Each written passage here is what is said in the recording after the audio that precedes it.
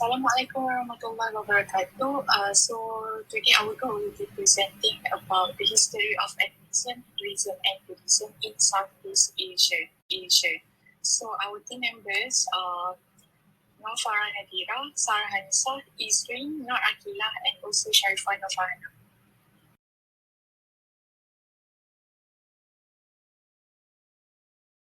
Animism from Latin means animus or anima, meaning mind or soul.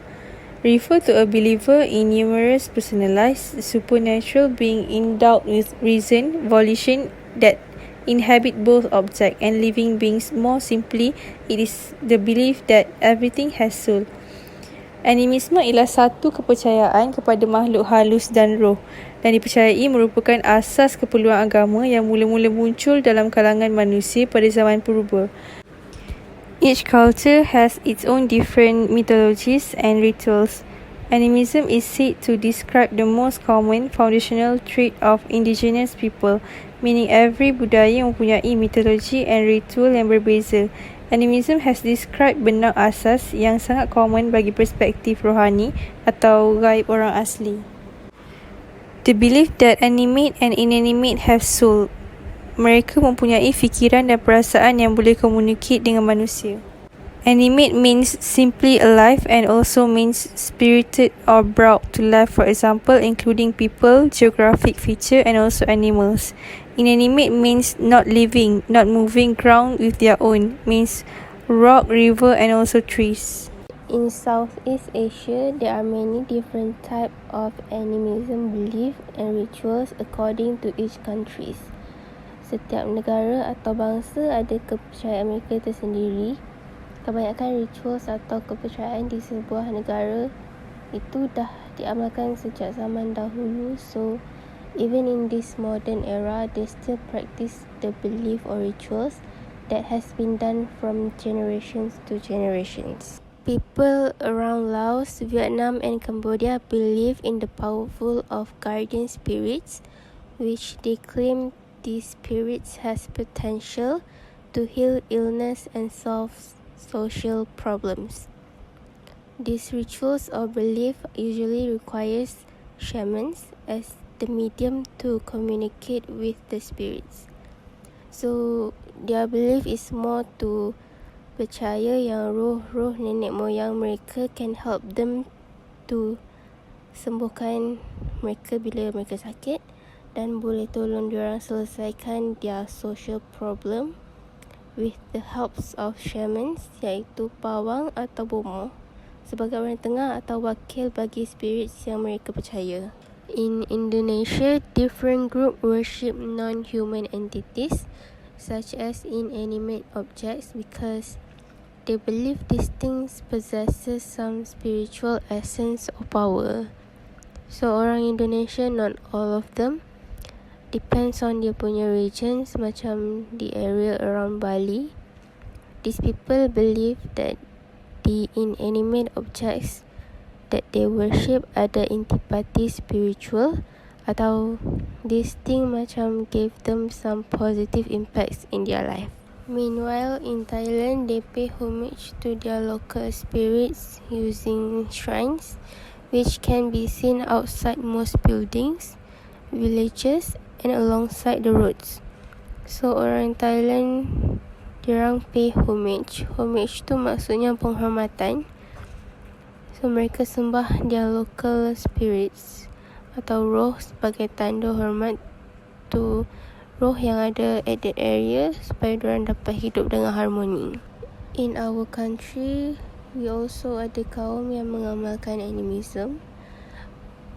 Orang asli have traditionally been animists, believing that each objects or locations have spirits residing in them. So orang asli dekat Malaysia, mereka memang asal usulnya percaya setiap objek ada jiwa atau roh yang tersendiri. In Sabah, the Kadasan Dusun people would worship the rice spirits, and specific rituals are practiced every year by their priestesses. So bagi Kadasan Dusun pula, mereka sembah roh yang dipanggil rice spirits, dan setiap tahun mereka akan adakan upacara yang diketuai oleh mereka punya pendeta. Animism aspect that practiced in Southeast Asia. Nectar in Cambodia. Nectar spirits is one of sistem kepercayaan animistic that has existed since the ancient time. Khmer bermaksud orang Khmer yang telah mempercayai nektar sebagai roh yang telah meninggal dunia, who once resided among them to protect their health and other aspect dalam kehidupan mereka. Sunda Wiwitan in Indonesia. Sunda Wiwitan is a religious belief system of traditional Sundanese. Ia memuja kuasa alam semula jadi and the spirit of ancestors. In Sunda Wiwitan tradition, prayers and ritual dilakukan melalui nyanyian dan pantun Sunda dan tarian kidung. Anito in Philippines. Anito were the ancestral spirits atau dikenali sebagai roh alam dan dewa dalam agama animistic, religions of pre-colonial Philippines. Paganito refers to a saint selalunya disertai dengan upacara atau perayaan lain di mana seorang bomoh bertindak sebagai perantaraan to communicate directly with spirits. Momolenism from Malaysia. Momolenism is a belief system of the Kadazan Dusun people in Sabah yang menyatakan bahawa tanah adalah anugerah daripada pencipta. Bumi is the center of the universe and that the land connects them to the past, present and future. Sistem kepercayaan ini diwarisi oleh nenek moyang mereka and was passed down through the BUDDHISM, which is their predecessors. Satsana P from Thailand, also called as the religious of spirits, ialah satu bentuk di mana kepercayaan agama animisme yang diamalkan oleh group of ethnic, which is Thai people. These religions bersifat animistic and polytheistic, and their practice involve classes of shamans and ancestor worship.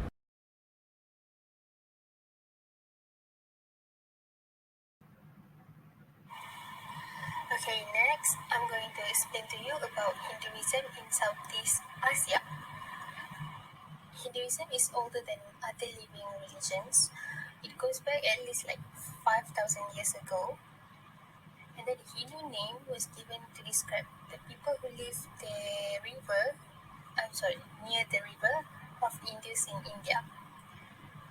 And then this Hinduism religion is developed by different groups, and then they meet each other and share their ideas by the way they are practicing their belief.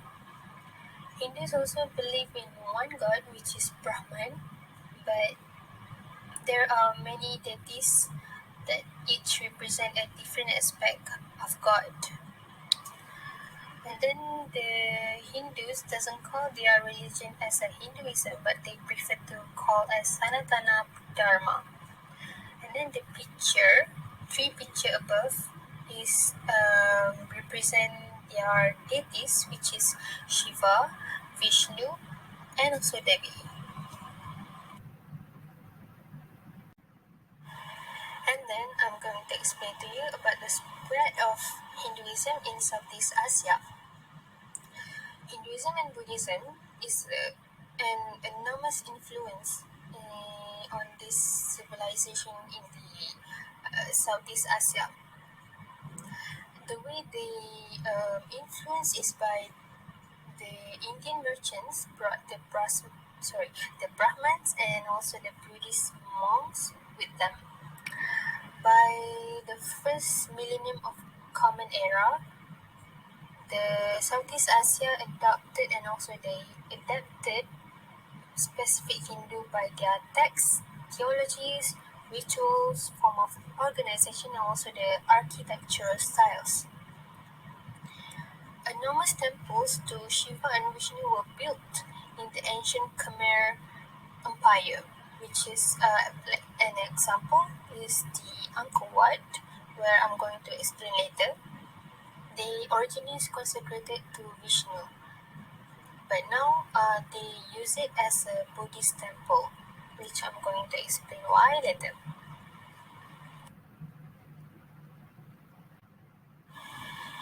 So here comes for the next slide, which is Hinduism in architecture. There is two architecture that I'm going to explain, which is Hinduism in Bali and also Hinduism in Cambodia. For the Bali, I'm going to explain to you about the Borobudur temple, and for the Cambodia, I'm going to explain to you about the Angkor Wat temple.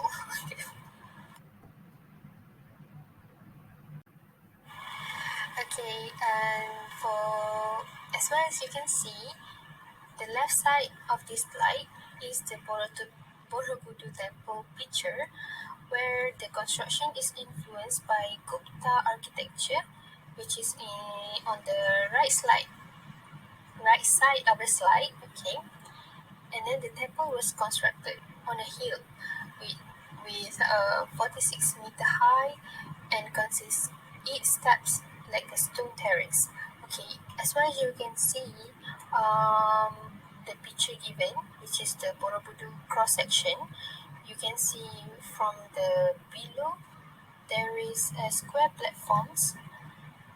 There are those 5 terraces. We call it terraces, and they are square, which is surrounded by the Buddhist sculptures in bas relief, where the bas relief I'm going to explain to you later. And then the upper 3 are circular platforms in the intermediate of this sorry, Borobudur cross section.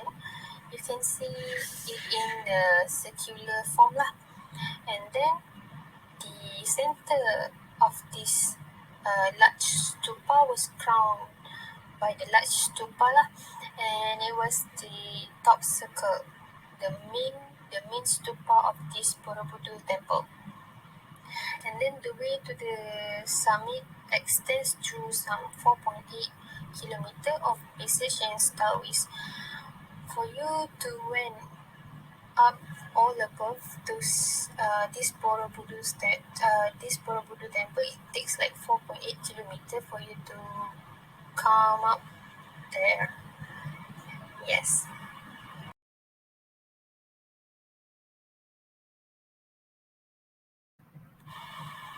Next is Angkor Wat temple.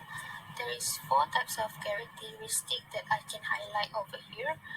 Number 1 is the pyramid and the concentric galleries. This Angkor Wat is one of the cornerstones of Khmer architecture, which is bordered by the covered galleries, and there is a towers at each corner and nearly like 70-foot tower in the middle of the temple.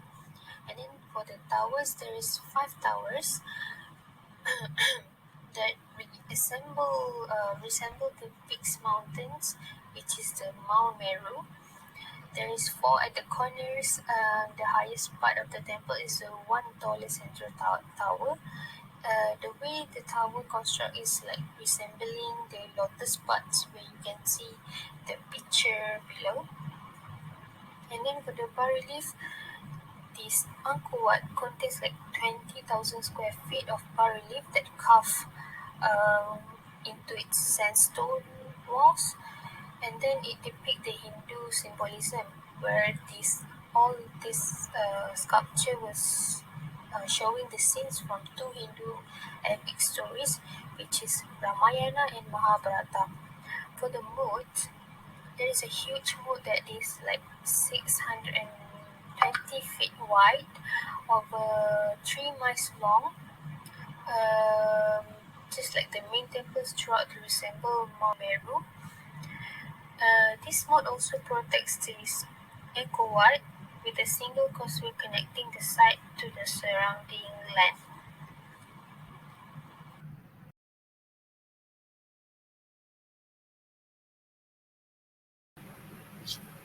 As for Buddhism is a non-theistic system. That is to say, they do not believe in the existence of a supreme being. However, it is a way of life, and Buddhism is beyond religion. In addition, about an estimated 488 million in the world practice Buddhism.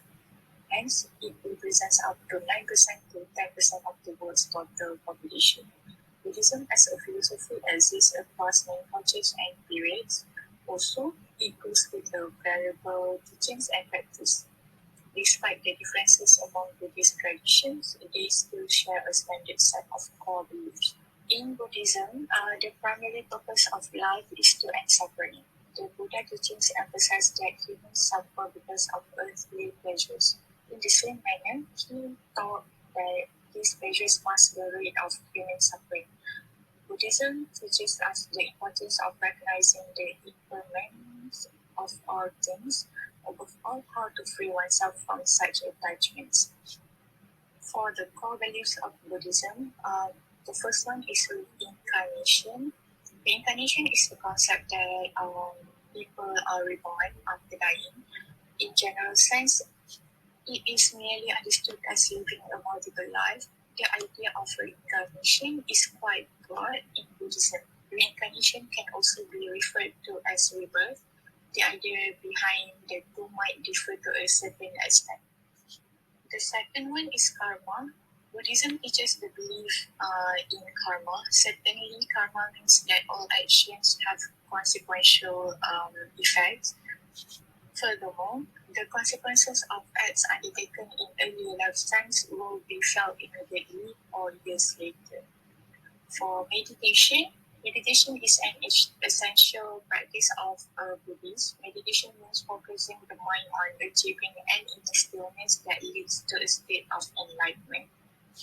Number 3 is the Four Noble Truths. Number 4 is Noble Eightfold Path. And number 5, the Five Precepts.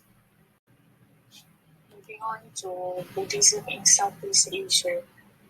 Many factors contributed to the early spread of Theravada Buddhism throughout Southeast Asia.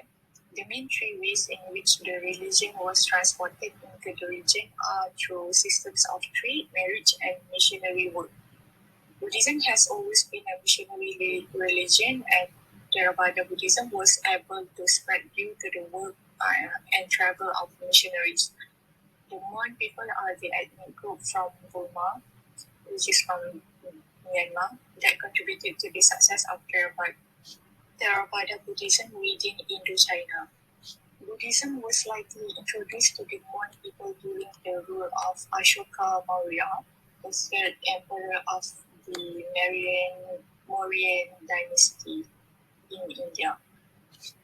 Ashoka ruled his kingdom by Buddhist law, and throughout his reign he dispatched court ambassadors and missionaries to bring the teachings of the Buddha to the East and Macedonia, as well as parts of Southeast Asia.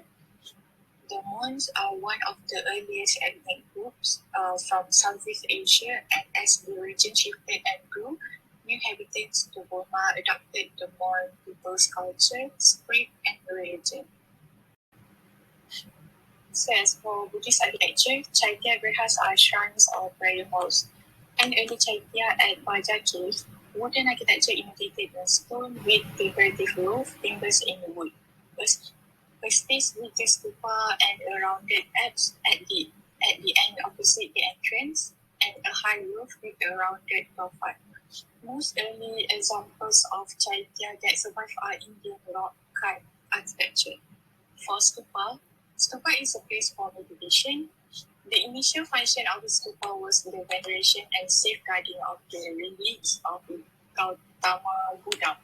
By changes in religious practice, stupa were gradually incorporated into Chaitya Grihas. So the last one is viharas. So for viharas generally refers to a Buddhist monastery for Buddhist renunciates. Monasteries were built by local kings. The term vihara is still sometimes used to refer to the monasteries or temples. Vihara means a central hall with small cells connected to it.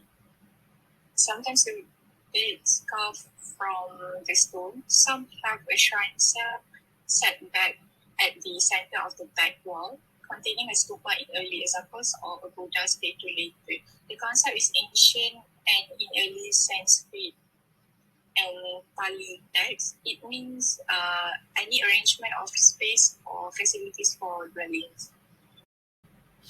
I will explain about Buddha sculpture. For Buddha sculpture, Buddha sculptures serve a visual visionary intent to narrate the various aspects of the Buddha life and lesson. Buddhism emphasizes qualities such as compassion, seeking personal development, and taking responsibility for one action. For Buddhist sculpture, it has four examples, which is Padamari, Lokeshwara, um, Bodhish, um, Bodhishvara as the lotus mirror, and his identifier are the lotus Padma held in his left hand, and the small figure of the Buddha Amita atop his head. For second sculpture is Champa, the birth of Brahma. The unfinished pediment is a fine example of Hindu art in the style of Champa. The relief sculpture show the birth of Hindu god Brahma from a lotus growing from the navel of Vishnu. For third sculpture is Buddha Shakyamuni. Buddhist figure communicate with hand and body gesture. Right hand reach down to touch the earth. This is gesture represent the moment when he caught the earth and witness his transcendence of the real of Mara, the supreme god of the world samsara.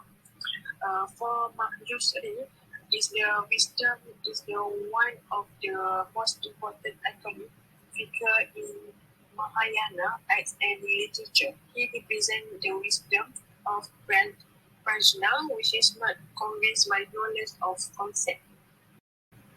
Alright, next for Buddhist art. This is example of Buddhist art.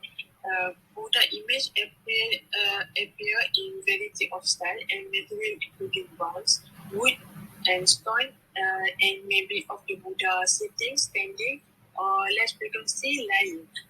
Style are the particular for to period in time and place given.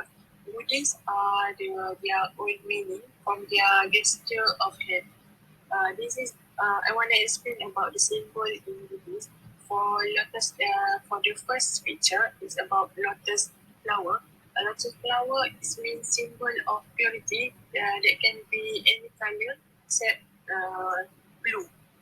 For the second picture is Dharma Chakra, the wheel of the law. The each spoke represent the noble is for third color. For the third picture is Stupa, symbolic grief monument, where relic of a holy monk kid is also symbolizes the universe. For third picture is near, symbolizes the first sermon of the Buddha, which was held in the deer park of Bini. For the fifth picture is Naga, the stage of pre-Buddhist fertility ritual and protector of the Buddha and the Dharma. Next, for the Chitatana, the three jewels and the Buddha, the Dharma, and the Sangha. And the three Vaja, the venue, the victory of the Buddha teaching.